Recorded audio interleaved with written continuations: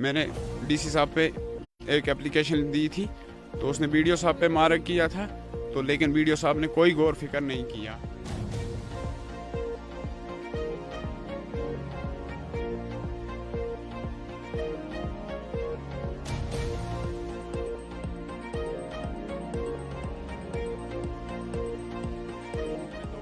आप गई थी वीडियो के पास? जी मैं खुद अच्छा, क्या कहा उन्होंने फिर? आपके पास गई थी, वीडियो के पास। पहले किसके पास गया? वीडियो के पास क्या डीसी साहब? डीसी साहब के पास। उसने मुझे उधर लिख कर दिया, बोला ये अभी मौका करेंगे। जब मैं उधर से निकली उसने मुझे फोटो स्टेट भी करके दिया भाई, बोला एक अपने पास रखना, एक उनको देना।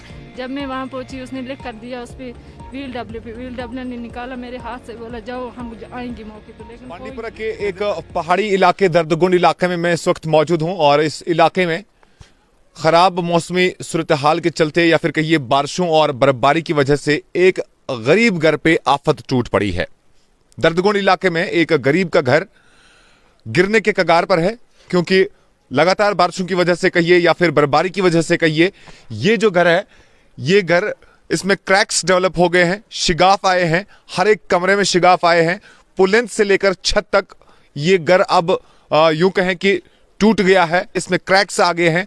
और अब जो इस घर के अंदर जो मकीन है, जो रहते हैं, वो नकल मकानी पर मजबूर हो गए हैं। इनका कहना है कि गुज़िश्ता रात जो है इनके मकान में अचानक आवाज आई रात के 12 बजे, और जब ये जाग गए तो इन्होंने देखा कि मकान में कई एक कमरों में शिगाफ पड़े हैं, दरारें आ गई हैं, और फिर ये मजबूर हो गए नकल मकानी के लिए। और इन्होंने नजदीक में ही एक पड़ोसी के घर किराए पे कमरा लिया, वहां पर रह रहे हैं। लेकिन ये घर, ये परिवार काफी ज्यादा, हम यूं कहेंगे कि गरीब है, इनकी माली हालत काफी ज्यादा कमजोर है। और आप देख सकते होंगे, ये चूंकि पहाड़ी इलाका है और पहाड़ी इलाकों में हमको पता है, आपको भी पता है कि जो लोग होते हैं वो काफी ज्यादा, उनकी माली हालत जो है वो कमजोर रहती है। ऐसे में पूरी जिंदगी की जमा पूंजी, इनका यही एक आशियाना होता है, जिस आशियाने में कुदरत की आफत आ पड़ी है। इनसे जरा बातचीत करना चाहेंगे, किस तरह से आपके मकान में ये क्रैक्स वगैरह हो गए हैं और कब हो गए हैं? ये 2 दिन पहले हो गए। 2 दिन पहले रात को 12 बजे एक अचानक सी आवाज़ हुई, तो हम लोग होशियार हो गए। तो मैंने उठ के देखा इधर उधर मकान में, मेरे को कुछ नहीं नज़र आया। फिर मैंने लाइट जलाई तो मैंने देखा मेरा मकान पूरा क्रैक हो चुका था। तो क्रैक होने की वजह से फिर हम लोगों ने पूरा इधर उधर हल्ला गुल्ला मचाया कि मेरा मकान गिर रहा है। तो फिर इधर से भाई लोग भी आ गए और पड़ोसी भी कुछ निकले मेरे, तो उन लोगों ने मेरा सामान और बच्चे उधर दूसरे मकान में शिफ्ट किया। उसके बाद मैंने तहसीलदार साहब को भी दरख्वास्त दी थी, तो और आज आप लोग भी आए हो यहाँ। और पिछले साल ये ज़मीन खिसकने की वजह से भी मैंने डीसी साहब पे एक एप्लीकेशन दी थी, तो उसने वीडियो साहब पे मार्क किया था, तो लेकिन वीडियो साहब ने कोई गौर फिक्र नहीं किया। तो मैंने बोला था उनको। आपका ब्लॉक कौन सा पड़ता है? ब्लॉक बांडीपुरा। अच्छा जी। तो उनको मैंने बोला कि वीडियो बांडीपुरा की नोटिस में आपने इस चीज को लाया? हाँ जी लाया है, बिल्कुल मैंने लाया। मेरे पास उस एप्लीकेशन का फोटो स्टेट भी मौजूद है, अभी भी मेरे पास मौजूद। उनकी तरफ से कोई टीम आई मौका करने के लिए? कोई मौके पे नहीं आया। उसके बाद मेरी मिसेस गई थी डीसी साहब के पास, वही फोटो स्टेट दरखास्त लेके कि इसके कोई गैर फिक्र नहीं हो रहा है।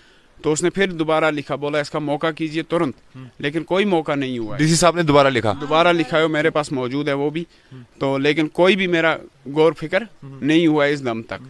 तो उसी की वजह से जमीन अब मेरी। ये कितने साल पहले आपने ये मकान बनाया? ये मकान मैंने 2017 एंडिंग में बनाया था सर। 4-5 साल हो गए? हाँ 4-5 साल हो गए। मेरे को IY केस मिला था, तो उसकी मदद भी मेरे को मिली थी। और PMAY केस आपको मिला है? हाँ मिला है। तो वो पैसा भी इसमें लगा है? वो भी इसी में मैंने लगाया, और मैंने 2 लाख रुपया बैंक से उधार कर्जा लिया है। उसमें अभी 84,000 रुपया बकाया है। अच्छा। मेरे पास अब कुछ नहीं बचा। मकान बनाने के लिए ही आपने कर्जा लिया? मकान बनाने के लिए मैं कर्जा लिया था। मेरे पास अब कुछ नहीं बचा है इस मकान के बगैर, और जगह भी नहीं है। आपके पास एल बच्चे वगैरह कितने आपके? मेरे 3 बच्चे हैं। अच्छा। छोटे छोटे बच्चे। अभी कहाँ रहते हैं आप? अभी हम लोग इधर दूसरे मकान में, पड़ोसी के घर है उसमें रहते हैं। तो उसमें किराया दे के हम लोग रहते हैं। 2,000 रुपये उसने पहले मांग की किराए की, कि महीने का मैं 2,000। आप गई थी वीडियो के पास? जी मैं खुद। अच्छा, क्या कहा उन्होंने फिर? आपके पास गई थी, वीडियो के पास। पहले किसके पास गया? वीडियो के पास क्या डीसी साहब के पास। उसने मुझे उधर लिख कर दिया, बोला ये अभी मौका करेंगे। जब मैं उधर से निकली उसने मुझे फोटो स्टेट भी करके दिया भाई, बोला एक अपने पास रखना, एक उनको देना।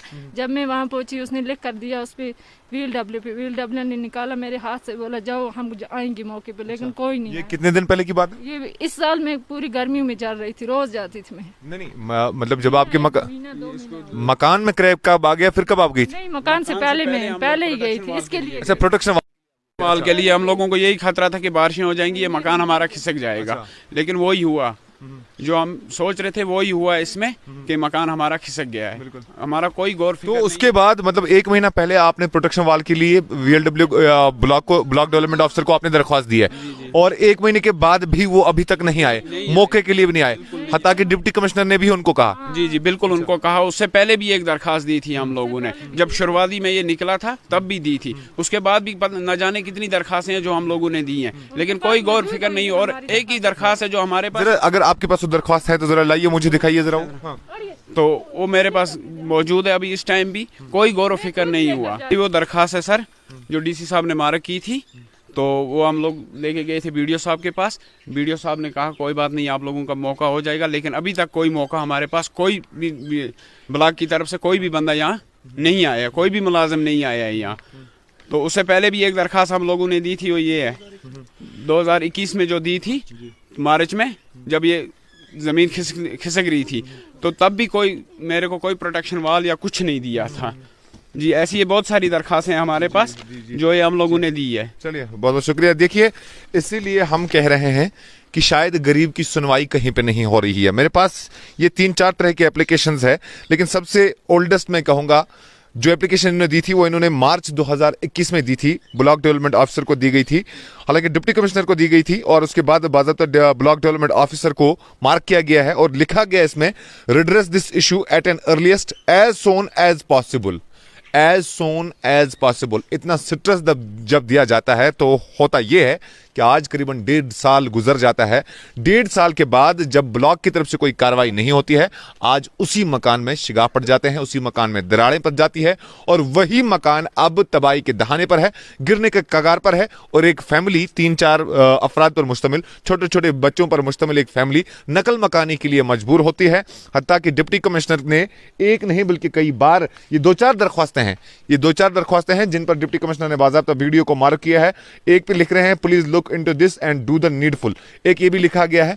लेकिन अफसोस की बात है कि जब हम यूं कहेंगे गरीब आपके दफ्तर में आता है अपनी एक अर्जदाश्त लेके कि जनाब उसका अहल-ओ-याल खतरे में है, उसकी फैमिली खतरे में है, उसका मकान खतरे में है, एक प्रोटेक्शन वाल की दरकार है, क्योंकि पहाड़ी इलाका है, जमीन खिसक सकती है। जमीन इनफैक्ट खिसक गई है इस वक्त, जिसकी वजह से मकान में दरारें आ गई हैं। पुलिंथ से लेकर छत तक मैंने कहा कि मकान में दरारें आ गई हैं, लेकिन अभी तक इनकी बात किसी ने सुनी नहीं, अभी तक इनकी कहीं पर सुनवाई नहीं हुई, जिसकी वजह से आज ये लोग नकल मकानी पर मजबूर हो गए हैं। अब ये परिवार बस इतनी सी उम्मीद लगा रहे हैं जिला इंतजामिया से कि जिला इंतजामिया की टीम अब यहाँ पर जल्द से जल्द आएगी और एक तो इनके नुकसान का जायजा लेगी और साथ ही साथ इनके अहल अयाल की हिफाजत को यकीनी बनाया जाए। बहुत बहुत शुक्रिया मेरे साथ बनने के लिए। बांडीपुरा के दर्दकुंड इलाके से JK न्यूज़ पॉइंट के लिए इनामुल हक की रिपोर्ट।